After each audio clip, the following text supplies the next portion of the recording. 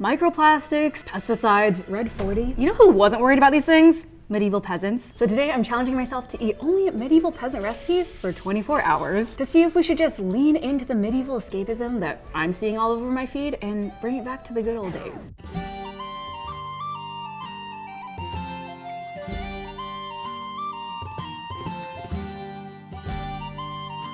The medieval times, or Middle Ages, refer largely to the 5th to 15th century, which is a very long period of time. There's a lot going on all over the world, but for the purposes of this video, we're looking largely at the later Middle Ages, and specifically in Europe, which is where a lot of the iconography that I think we normally think of with medieval times comes from. Shrek, jousting, Lord of the Rings. You might think that you're a medieval peasant and you can wake up, have some breakfast. No, we're gonna make our bread from scratch. This was started last night. It is our yeast mixture. We fermented rye, spelt flour, and some beer, and because I had no refrigeration, they probably left it out. It gets a little sour, like a homemade sourdough. Because bread was so important in the Middle Ages, there were actually a lot of documentation and regulation around how bread was made and consumed. So we actually found this recipe in a medieval law from Rostov. It's spelled like Wrocław, but that's not how you pronounce it. It's a city in Poland, and this is a recipe that the government mandated for how to make bread. I don't know about y'all, but this is way more effort than I would ever put into my breakfast in this day and age. I'm just like, how are people eating if they're spending all this time making one meal? Especially since bread gets stale really fast. They don't have preservatives like we do, so they have to do this on a pretty regular basis. I feel like Nara Smith. I always wondered, why is she so calm in all her videos? It's because she can release all her aggression.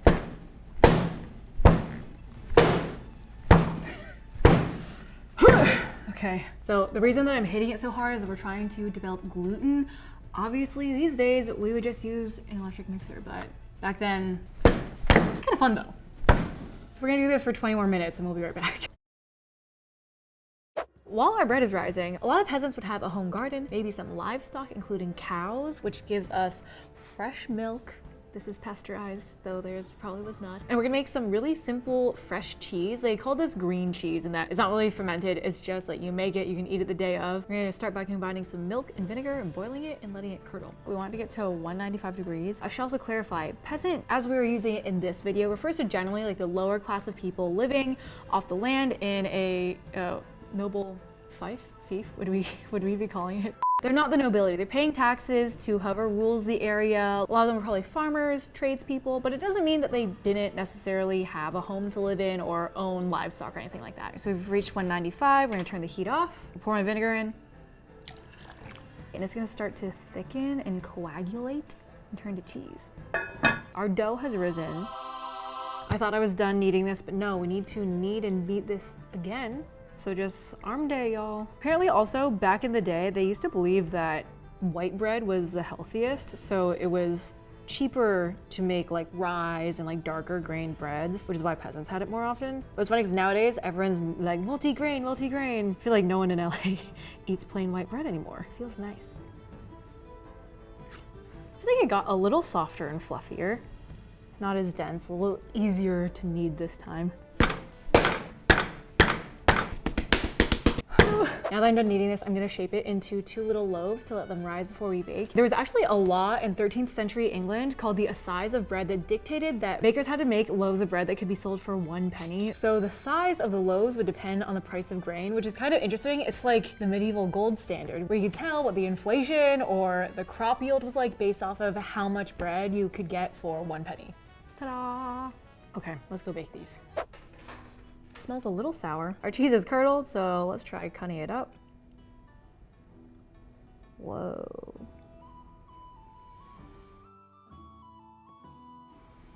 Oh gosh, this is honestly so weird looking. It almost looks like you put a piece of bread to soak in some bath water and it's starting to disintegrate. It is a really yummy visual. We're gonna need to strain this to get it to be just the cheese. What's left over, I believe this is whey. I kind of feel like people buy this. I'm gonna try to pour this without dumping it all over the counter. Oh my gosh.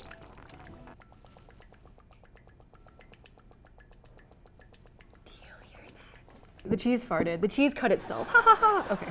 We're gonna strain our cheese.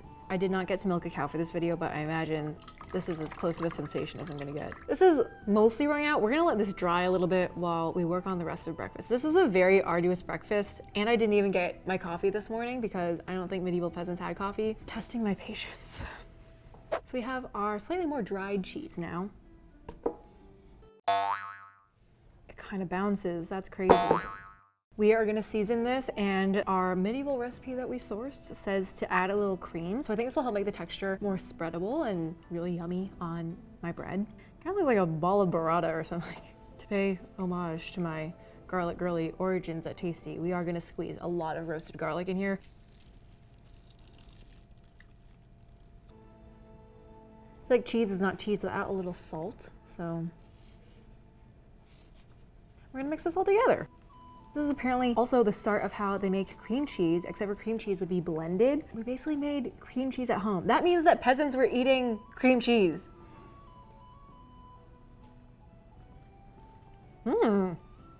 Cool. This has literally taken hours, but we're finally having our first meal of the day.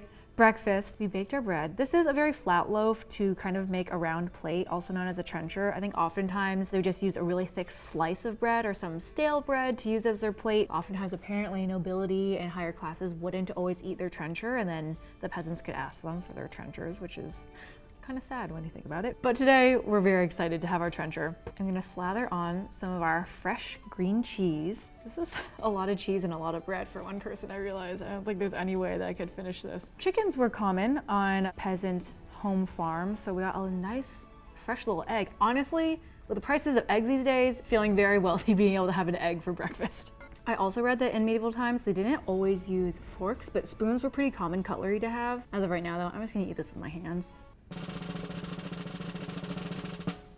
Spectacular. Nice, fresh, beautifully sunny side up egg. This fresh cheese is really interesting. It really is kind of like cream cheese. I will say this is a lot of bread, but we're carbo loading for my long day in the fields. I'm feeling so immersed in the medieval times. Our team, didn't they do a great job with this set, guys, and the lighting? But I feel a little out of place. Like, I feel like I should be doing better and not just wearing like Uniqlo parachute pants. So I'm gonna go to the closet. I'll be right back. Alrighty, isn't this so much better? This is my medieval tunic that my friend just happened to have on hand, which saved me some wardrobe budget. Anyways, let's make some lunch. In medieval times, fish were apparently very common, whether from rivers or oceans. It was an easy and accessible source of protein. I'm very fortunate in that those came pretty clean from our local H Mart, but I realized that a lot of kids probably even learned how to fillet fish. This looks beautiful. At the time, spices were primarily for the wealthy, so we're just using salt, pepper, and a lot of herbs today because that would have been in my peasant garden. Fried fish was really common in the medieval times because it was in accordance with the humoral theory of medieval medicine. This has no explanation on it. But humoral theory followed the belief that you needed to balance the four humors or four primary liquids or elements of the human body. This was blood, choler or yellow bile, phlegm, which I have a lot of today, and melancholy, which is black bile. So those tied to the four elements of hot, dry, wet, and cold. So that theory was applied not just to medicine, but also cooking, where the recipes were meant to balance the humors. So things that were considered dry, such as beef, were boiled. Fish, which was considered cold and wet, was fried. Very similar theory was applied to the medicine at the time for curing the bubonic plague, which was believed to be an imbalance of the humors. So there was a treatment at the time where it was believed that the best course of action for the bubonic plague was to relieve patients of their excess blood by draining them. And I think history can tell us all how that went.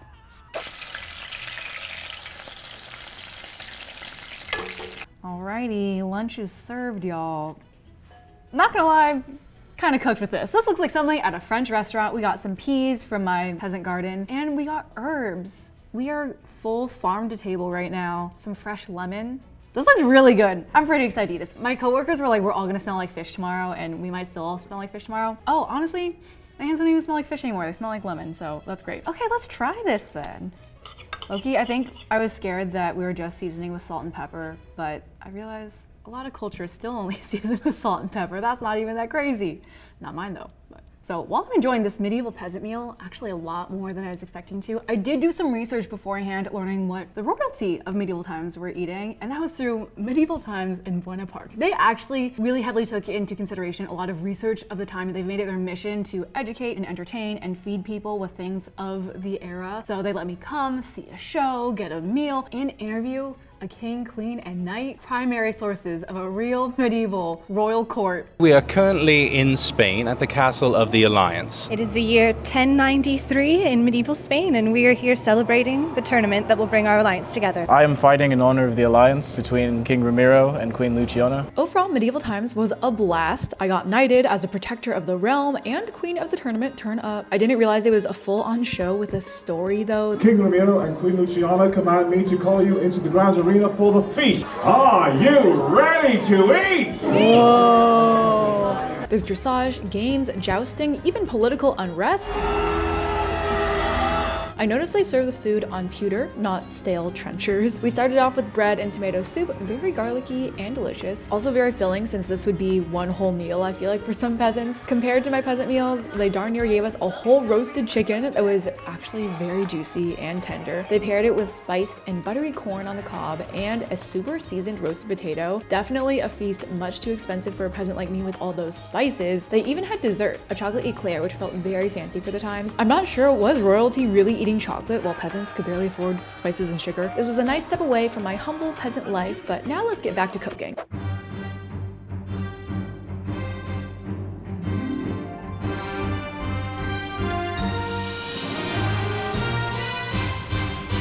Farmer's market haul. We've had a long, arduous day of tending to my non-GMO organic veggie garden. So we're gonna make some pottage. Okay.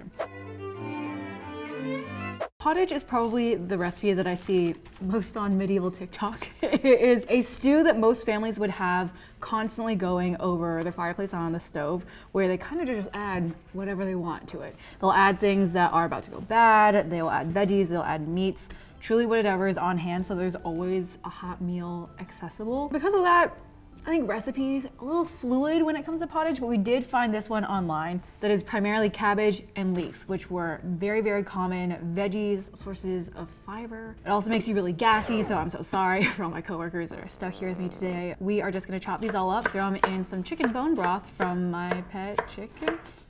Because meat was more expensive, harder to come by, we wouldn't have that unless we killed the family cow. So today it's gonna be a veggie-based meal, and maybe we'll save Betsy for the holidays. Our research team found this recipe, so we know it is approved and historically accurate. There was saffron included. Saffron these days is really expensive, and we would associate that with a higher class meal, but allegedly the peasants had some saffron, so we're adding it. I'm gonna season with some salt, and we're just gonna let this simmer for a few minutes, a week, eat it in a month or two. The idea of having a soup that you continually add to and serve for a really long period of time might sound disgusting, but there are actually restaurants in the present day that do that, where they still have the same base of a recipe, but they continually add to it. Otofuku in Japan have apparently been serving the same pot of soup since 1945. And honestly, it sounds delicious. I would go try that. While this is cooking, I'm sure a lot of y'all are curious about hydration in the Middle Ages. I feel like it's pretty common knowledge that potable, clean water was harder to come by, but it doesn't mean that people never drank water. I will say though, it was a lot more common for them to have beer, ale, mead, anything fermented. Obviously for legal reasons, I'm not gonna be drinking beer all day. I am on the clock, but cheers, y'all. That smells really good. You can see the saffron in there, giving it some color. Our cabbage is a little wilty.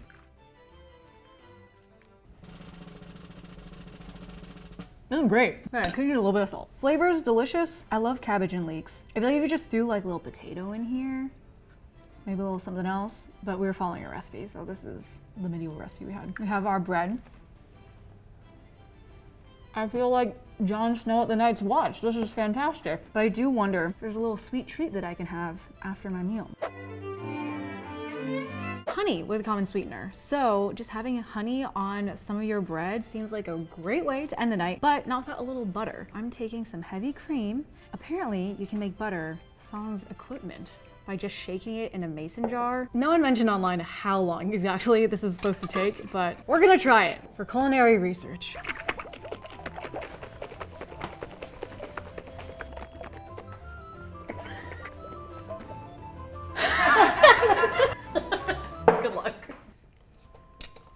this is our crumbly butter, and we can start to mold it. That is all buttermilk falling off right now. We're gonna go rinse this in some ice water and come back for our dessert.